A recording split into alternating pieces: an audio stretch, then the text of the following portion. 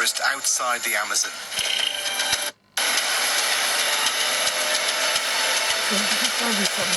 One of the world's great rivers flows from the heart of Africa. It cuts through the largest rainforest outside the Amazon, with wildlife found nowhere else on Earth. It's amazing. The Democratic Republic of the Congo is a vast, beautiful but tormented place. Tangu elichaka Bangkok bakiso balena mpasi le beloko mpimbo mbebeta.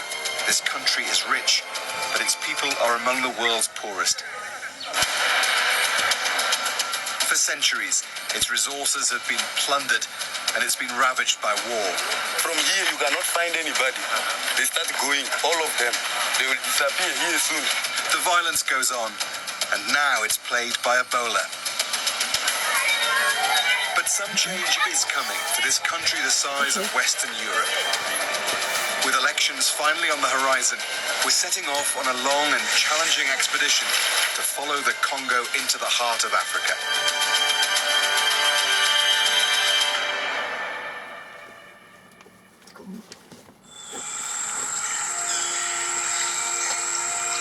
From the Atlantic Ocean to the heart of the continent, the Congo has always been a place of fear and mystery. The mouth of the river is lined with ancient mangrove swamps. It's an eerie and mysterious start to an epic adventure.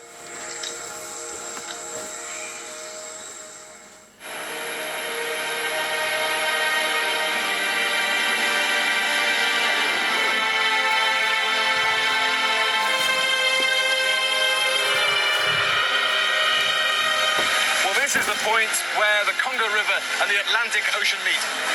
Next step is Brazil. It was 1482 when the Portuguese were sailing past this coast and they noticed this surge of brown water and realized there must be a river here. That was the Congo, and this is the direction they took. For 3,000 miles, we're going to take you up this great river to try and understand its history, its riches, its poverty, and its future. From the Atlantic Ocean, we'll follow the river to its furthest reaches, navigating round its powerful rapids and through its chaotic capital city, Kinshasa, as it arcs up north and then south, twice crossing the equator. We'll visit its war-torn east, venture into Ebola territory, meet rare gorillas, and find out just how rich this country could be.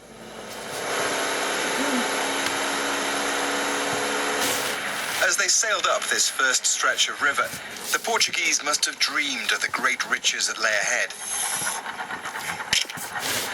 They found a well-organized society, the Kingdom of the Congo, open to their offers of trade.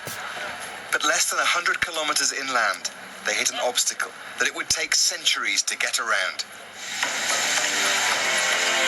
The rapids. A series of steep cataracts make this stretch of the Congo impassable by boat. And so this port, Boma, became a European center of trade. Guns and goods came in, ivory and slaves went out. These odd monuments in the town reflect that past. It's not a great likeness, but that's Henry Morton Stanley, the first European to travel the Congo from its source to the sea. Stanley was a Welshman who took 999 days to travel here from the eastern coast of Africa. It was an epic journey and opened up the interior of Africa for exploitation. Le voyage de Stanley avait un but. Le but, comme je vous ai dit, pour le roi Léopold II, c'était à découvrir le Congo parce que quand il avait traversé le pays, qu'il est allé dire aux Anglais, comme je vous ai dit, que j'ai découvert une partie de la terre qui a trop de richesses, mais ce n'est pas colonisé. Si les Anglais avaient accepté, les Anglais, nous, on allait être colonisés par les Anglais. Mais après tout, on lui a demandé d'aller voir le roi Léopold II qui avait des possibilités, et celui-là s'est intéressé du Congo. The Belgian king was looking for his own colony. The men met, and the Congo Free State was born. Boma was its capital. This was once the Governor-General's residence, but it's not a time in history that's remembered fondly.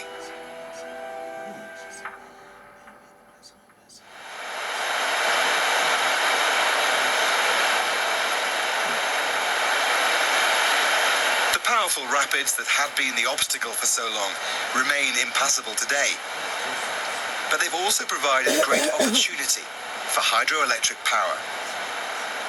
There are few places on the planet where rivers run as fast and as hard as the Congo does here as it approaches the sea.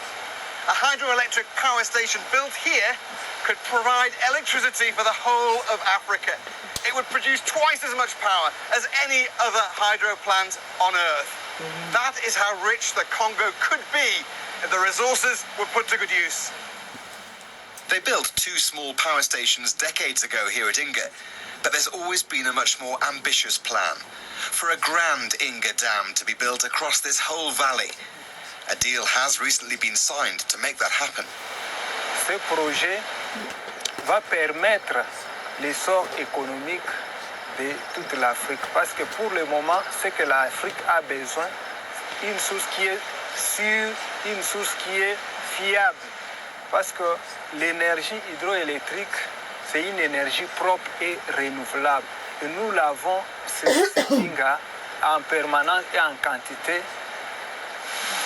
But promises have been made before, and nothing has happened. The story of the Congo is often the story of lost or squandered opportunity.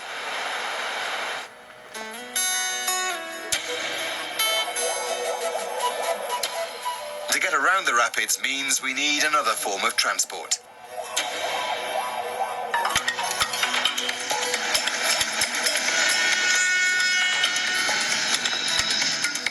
The railway was built under the orders of Henry Morton Stanley in the 1890s to replace a long and arduous trek.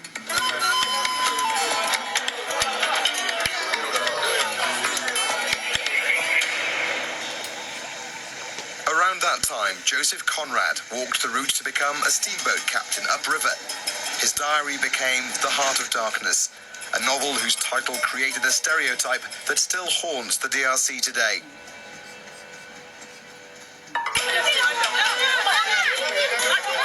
The trains only run once a week after being derelict for years. It's an opportunity for the villagers along the way to sell as much as they can in a 5-minute mobile market.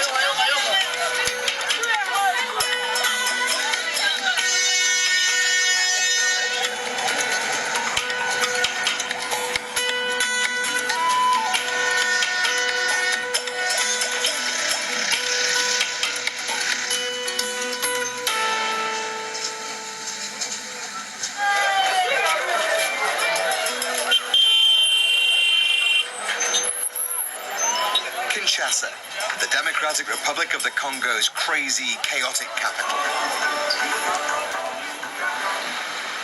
Joseph Kabila has been president since 2001, but 2 years after delayed elections, he's standing down. Kinshasa is one of Africa's biggest and fastest growing cities. It's big and brash and bossy.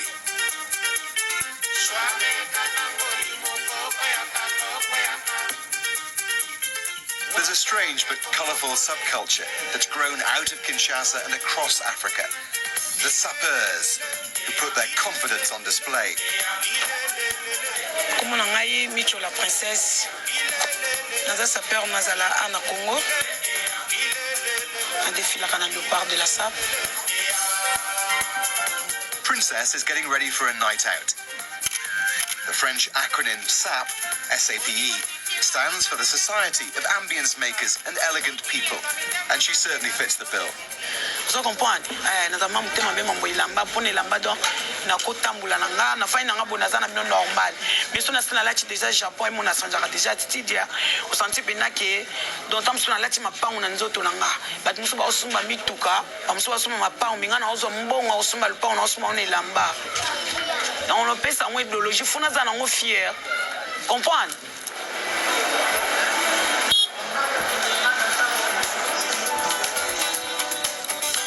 SAP goes back to the 1920s, but it was the 60s, after independence, when it came into its own.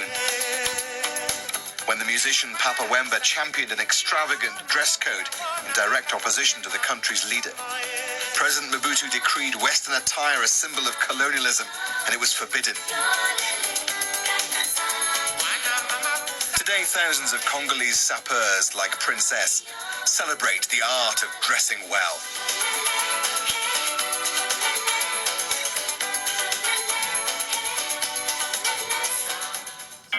From here in Kinshasa, the rapids end and boats can travel the river again. And so begins our long arc up to the equator and to Bandaka to explore life on the river at the first major port.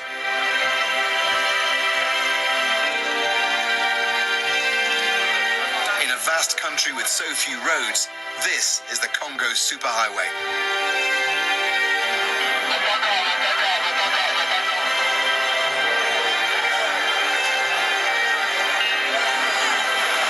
This is how people get around a country the size of Western Europe with very little infrastructure connecting it. Well, there's a huge river, they go by barge. These go all the way from Kinshasa right through to Kisangani, hundreds of miles with many, many stops along the way. And unlike small villages, people eat here, sleep here, they brave the elements and the mosquitoes here as well. And there used to be many, many more of these decades ago. The journey this far has already taken 2 weeks, and there's at least another week to go. They've been delayed here days by a dispute over unpaid duty on some of the cargo. Bureaucracy and the corruption that comes with it is a blight across the DRC. As long as you've got money, everything's fine.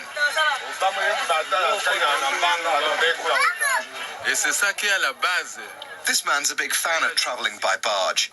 Just like a big family, he says. But as a retired soldier, he's in no rush.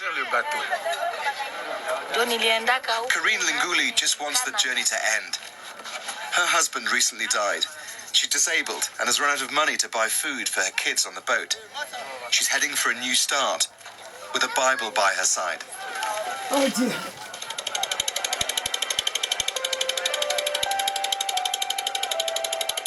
During the Belgian colonial times, this river really was a highway.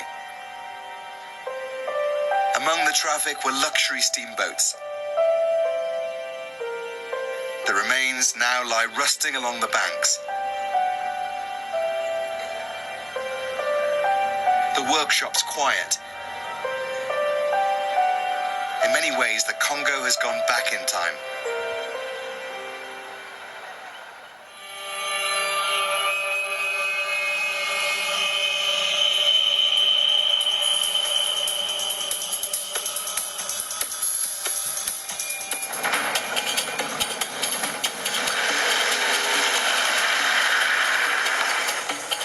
It takes just 4 or 5 hours driving through the forest to meet people living a very traditional way of life.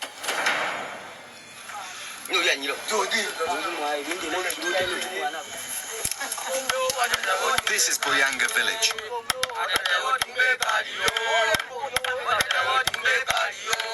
This pygmy ritual is to wish them good fortune, hunting in the forest. And we are going with them.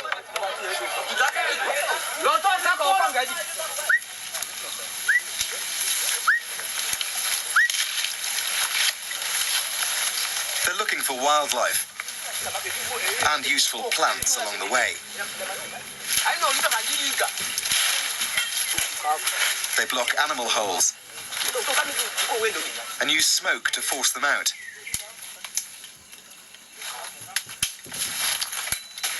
It's the way they've always hunted. But a century ago, King Leopold discovered there was something in the forest worth a huge amount of money. Rubber. This white sap from the wild rubber vines could be collected and made into tires for bicycles and then cars. But before rubber plantations industrialized the process, this was the only source, deep in the forest, and so the pygmies were made to collect it. Ntango elitakala bankoko bakiso balena mpasi le beloko mpimbo mbebeta nkakanga donc mbloka nkomo epenyanya bon tofo le zéro tofo sala un peu rien to yala nko mpimpita bekpa bitofo ate bekpa yanko bimpita déjà dia le penya nkomo jamais. Le couteau caille, donc au coup si t'as les prisons, mais quand même du au volé, donc aucun n'a pas au coup qu'on a au coup même l'ange.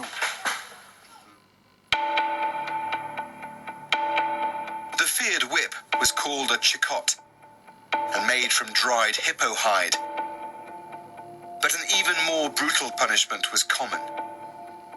Some of those who didn't collect enough rubber had their hands cut off. Up to 10 million people died under the regime of King Leopold II. And early photographs of atrocities led to the world's first international human rights campaign.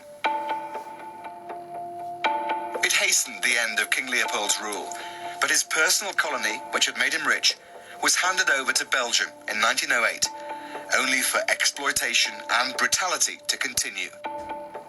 It was the Belgian Congo until 1960, even though there was little free about it for the Congolese. With independence came retribution and a great white flight from the country. Many Belgians left. The Congolese were handed a place rich with natural resources, but without the knowledge and training to use them. Such was the colonial style that few people were qualified doctors, academics, or tested leaders. The country was cast adrift.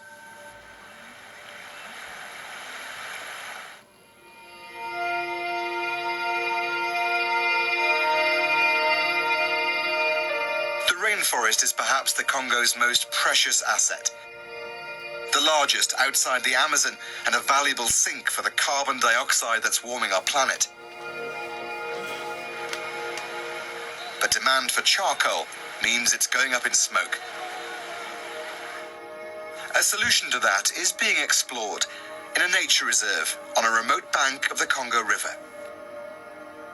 Yangambi was the world's largest tropical forest research station. Hundreds of expats and their families lived and studied here until they left in the Congo crisis. At that point, everything ground to a halt.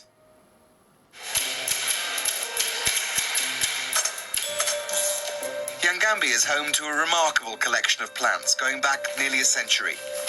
The Congolese workers stayed on without pay and protected the precious archives. Today, they're being restored. On coupe une portion de l'arbre au niveau de la forêt et on l'amène d'abord au niveau du chauffage. Et dès que ça quitte le chauffage, on monte donc sur les fardes comme ça. There are more than 150,000 samples in the herbarium, which is being restored and rejuvenated, as it still has scientific value today for climate change research.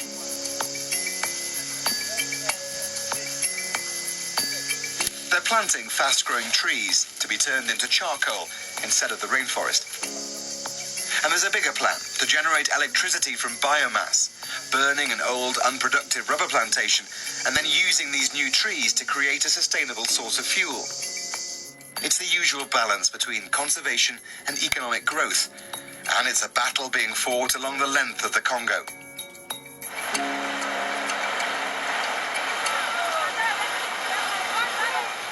So when the river pilot Joseph Conrad travelled this stretch of the Congo a century ago, one of his biggest worries was stranding his steamship on a sandbank.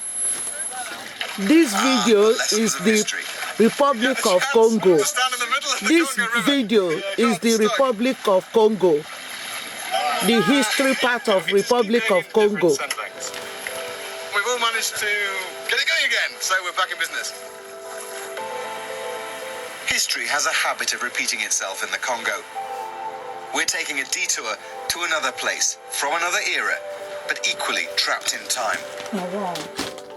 From the port at Bandaka, we're following a tributary up to the very northern edge of the DRC, to Badalite, a small town that's played a large part in the country's history.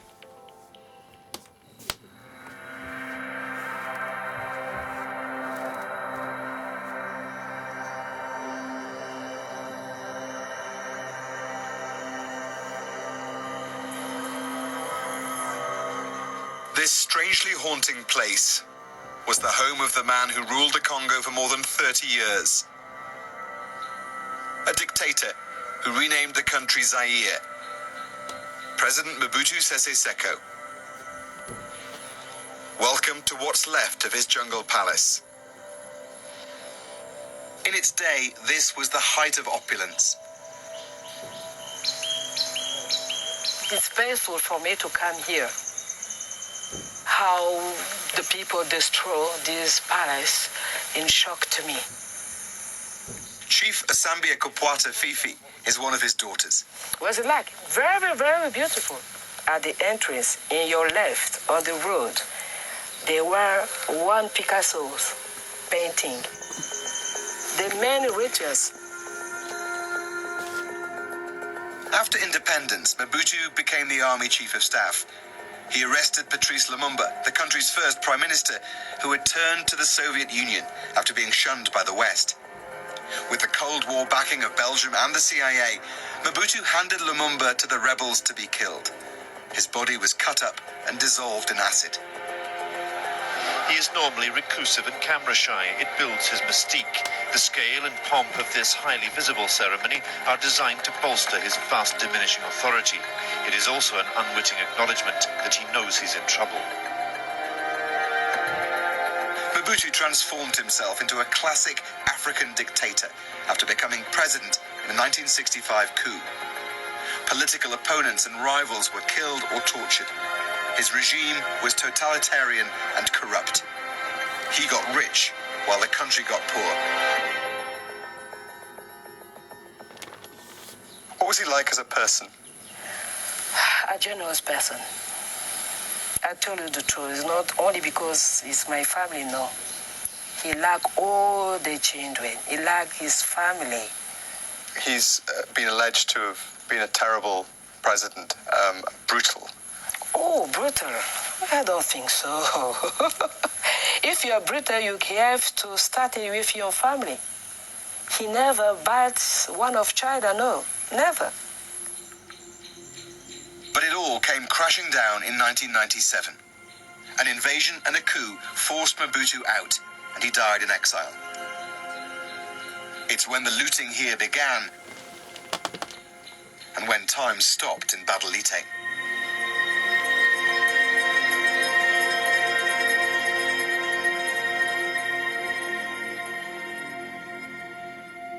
This international airport was built in the middle of a jungle. It was a vanity project. That was a plush VIP reception area. This, a huge terminal. Concorde landed here, bringing in luxury goods like pink champagne for then President Mobutu. Today, it's just a shell. The money just dried up. This distant town on the edge of the country owed its privileged position to one man, and he'd gone.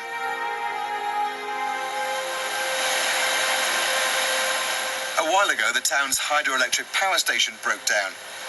It takes 3 months for generator fuel to come upriver from Kinshasa, and then another 10 days or so for a tanker to negotiate a flood-damaged dirt road. The lights are off in Badalite. But we have to get back onto the river and head upstream, past Yangambi and on to Kisangani, the end of the line for river traffic, where rapids block the way, but once again provide an opportunity.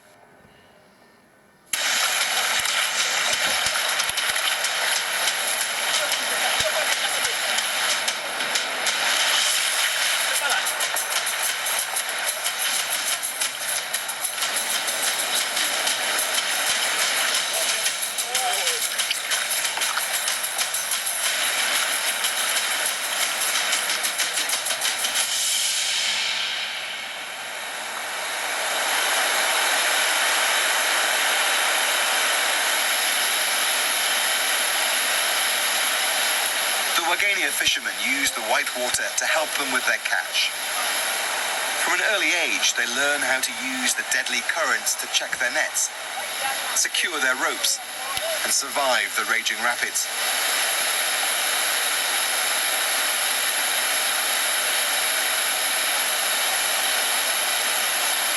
These huge wicker baskets trap the fish.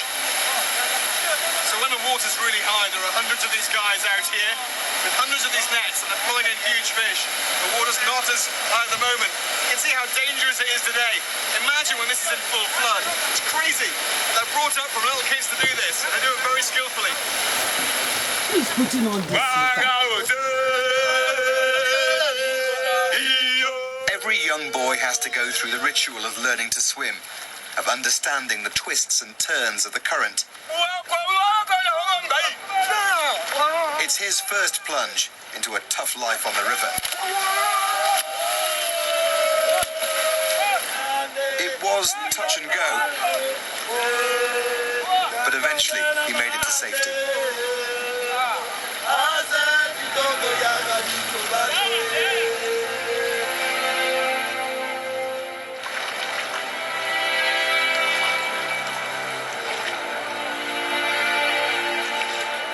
From here, the main river channel turns south, but we are going to keep going. The worst affected part of the country is the east, far from the capital and close to neighbouring Rwanda and Uganda and their designs on the mineral wealth this side of the Congo. And we're starting in Goma before heading even further into trouble.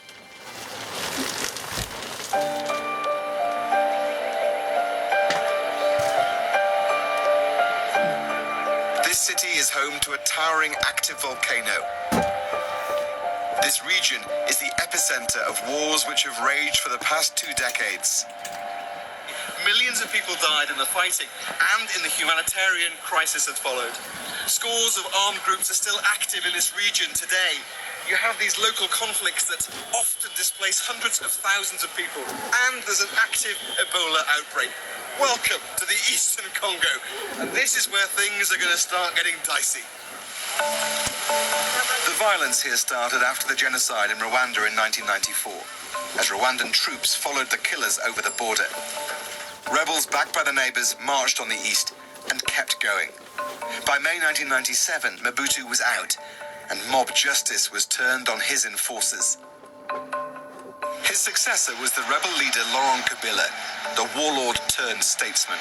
Je jure fidélité à la nation. But just a year later, rebel soldiers supported by Rwanda and Uganda launched a rebellion against Kabila.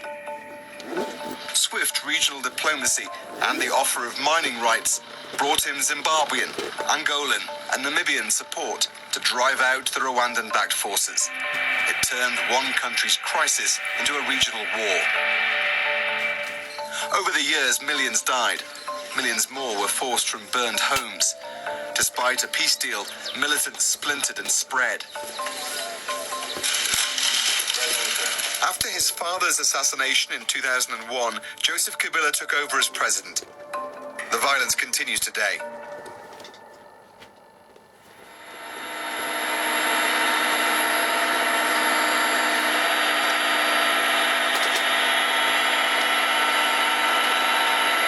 We're flying with United Nations peacekeepers into one of the most dangerous parts of the country, Beni, in North Kivu.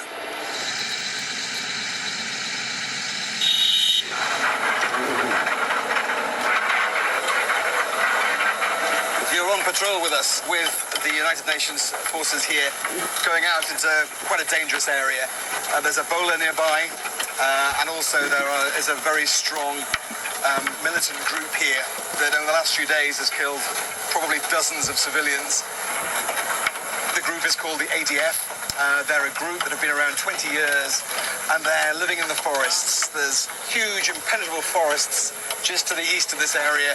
They act in there, they do hit and run attacks, they kill civilians, they target UN vehicles like this one, and they target the local Democratic Republic of Congo forces as well. So we're going to a village, and then we're going to get out, walk around, see what happens. They just want to show that they're here.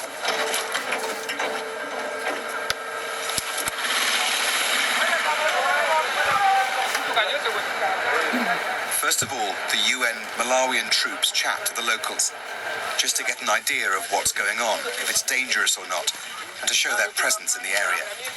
From here, you cannot find anybody. They start going, all of them. They will disappear here soon. So we're just meeting one of the community leaders here, but the translators just said that basically there's nobody from here on in further up to this side because of the militants that are in the area. It's also weird because the kids around here normally would go hi there and shake hands. Can't touch anybody. I've been given very strict instructions. Don't touch anybody because of the risk of Ebola in this area. The UN isn't popular here. People are suspicious of soldiers, particularly from Western countries. They are wondering how can the enemy cross all of this bush and reach the town and start killing people just there at the town. So for them, they are feeling bad because they have suffered a lot. It's best not to hang around too long. After a short patrol around the town, it was straight back to base. It's hard to get much done when safety is such an issue, and they're only on the ground for a short period of time. The UN funding has been cut, and they're taking a new approach to getting forces with tougher rules of engagement out to the most dangerous places. It's a difficult balance for the commander. We have only 2 weeks to really protect the civilian population here. Is to be able to deploy preventively, to arrive in the villages, the area on the civilians are before the armed groups. Is one. And the second one is to go after the armed groups which are imposing threats to this civilian population. The spokesman for the government says it wants the UN out by 2020, the whole UN. What would happen if you left? I believe that UN is making the difference here because the state is not present in many areas of this country. There are remote areas here where we don't see the presence of the state. So if we left the area, I believe that the situation, based on the current environment, the situation could worsen very quickly. The situation here is already worsening, with increased attacks and the spread of Ebola across this part of the country.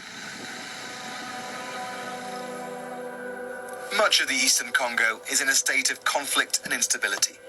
Historical tensions across this whole region often spark terrible violence, as happened in Kalemi, our next stop, down on the shores of Lake Tanganyika.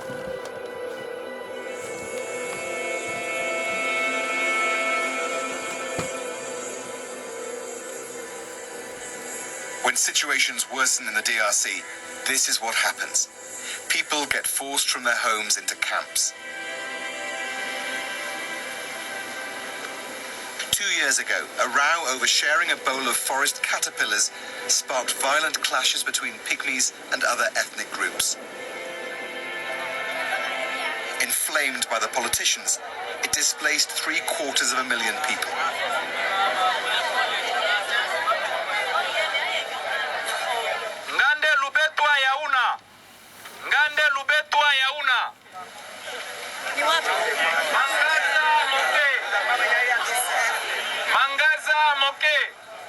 They're queuing up to make sure they're on the list for cash payments due to be given by the UN the following week.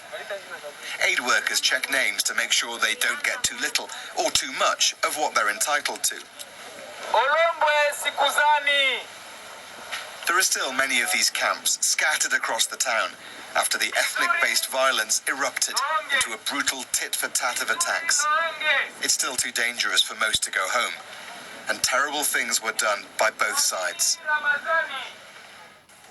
We met Estelle. One morning, the war came to her village without warning. Si tulikimbia vita Bambote. Tulikuwa naikala paka mgini yetu tuko na lima. Joba vita Bambote na kuwe katutokelelea pale. She was abused by them. They killed a woman and 3 men in front of her. Wakana sikule vile baka tutesa bisiki balipenda. Si bana mke bawili tulilalwa. Hautakatala. Unaona kitumba kya mwenjako hivi bana kata singo bana tupa. Tuko nangana si tukachunga kieto kifo. Ule kumulima kwa balipandaka na siye. Jokuwa babibi yabo. Nasikia. Aparte mtendo tule kitendo tumbe na nilumaka ya hajabu. Huku hivi sipendagi hata kukutana mwanaume. It took Estelle 2 months to walk 200 kilometers to escape the fighting. She now has little to feed her 5 children. Her 4-year-old twins died here.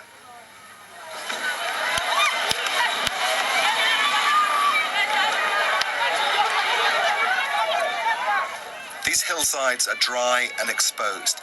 The wind can whip up a small fire in no time, and there's little water to spare. It's not surprising people panic. A nearby camp was recently burnt to the ground. Life is tense and desperate. Everyone's on edge, just about surviving. But the slightest thing can spark a fight. This was over those burnt possessions. Across this country, there are 14 million people who need aid just to stay alive. 5 million people have been driven from their homes by fighting.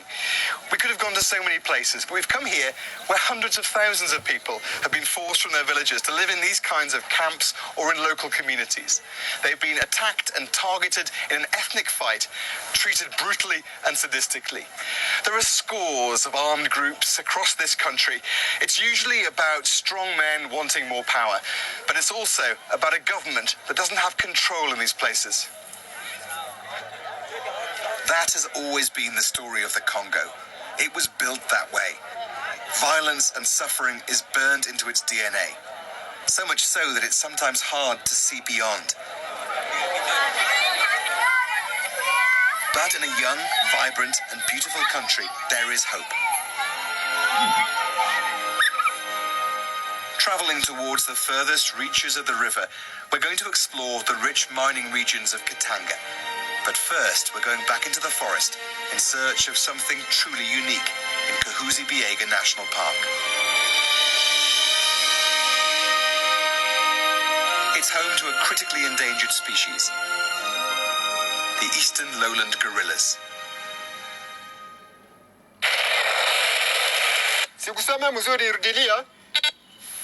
There are many gorilla families scattered through this forest, but 4 have been habituated. They're not afraid of humans and don't attack. They are who we're looking for.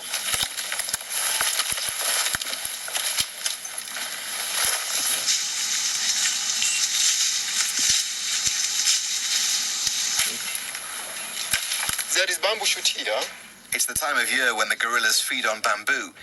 We're following the mess they leave behind. They've been here. It's 10 minutes here. Really? Yes, yes. 10 minutes here ago they've been here.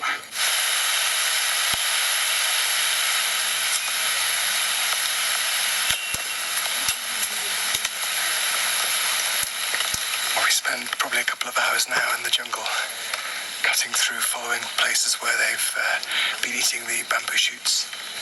We think we're getting close. A couple of times we've heard them, but the guys are still trying to pick up the trail now.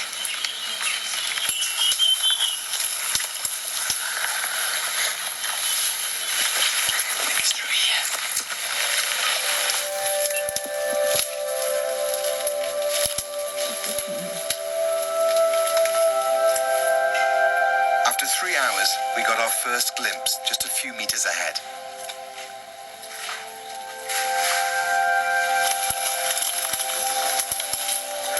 There's another one as well.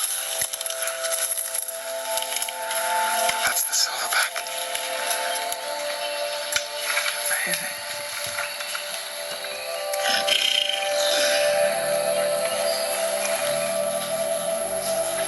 The young ones caught us by surprise, coming so close.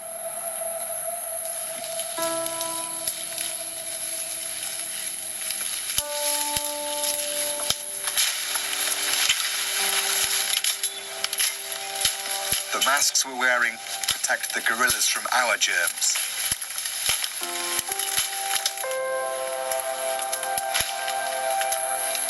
It's amazing.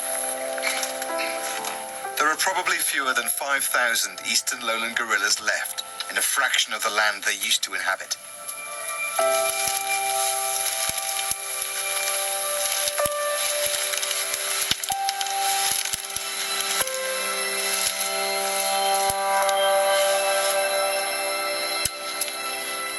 Being comfortable with humans allows visitors to come to help pay for the conservation, but it's risky for them, with poachers and militant groups in the area.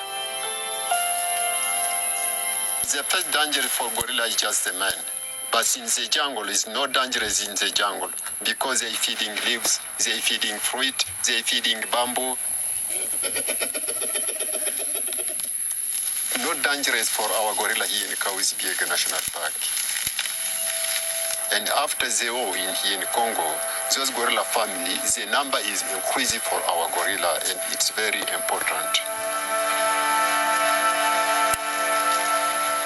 It's a truly magical and unique experience. But again, there's that struggle between preserving nature and using the country's resources for economic growth when people are so poor.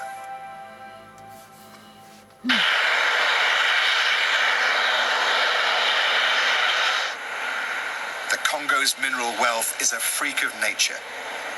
Its earth is packed with metal ores like copper, coltan and cobalt, gold, diamonds, uranium, with vast seams in this part of Africa.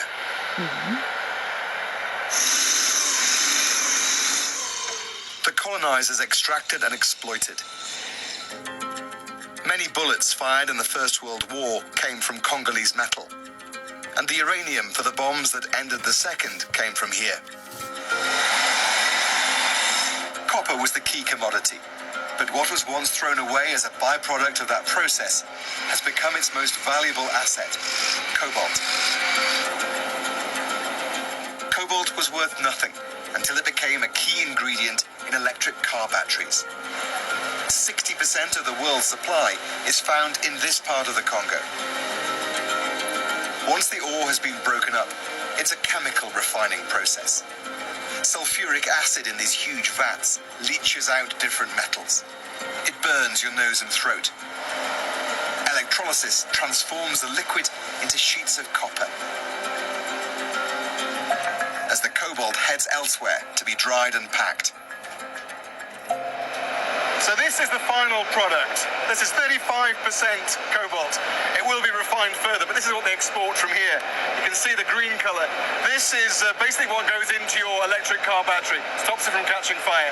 This has doubled in price in the last couple of years. That's how much in demand it is. Wealth like this should transform a country, but the exploitation continues by big businesses and for personal gain. We have a lot of resources, and these resources have been our malediction. But at the same moment, these resources, if we can really manage them very well and stop people to be there just to loot without transforming, at least partially here, we can make it. Is it corruption that's eaten away at the wealth of this country? Yes, corruption is one of challenges among which we have to deal with. Who put on the heater? Also is a bad habit we have inherited when we got independence. The bad habits have to be fought, and it is one of our main program.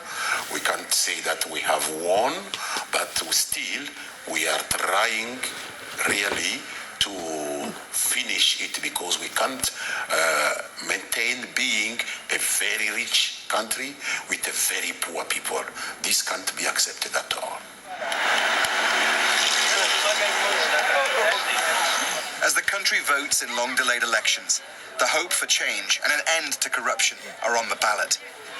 But there's fear the process won't be free or fair. Controversial electronic voting machines are being used, and some opposition leaders have been barred from standing.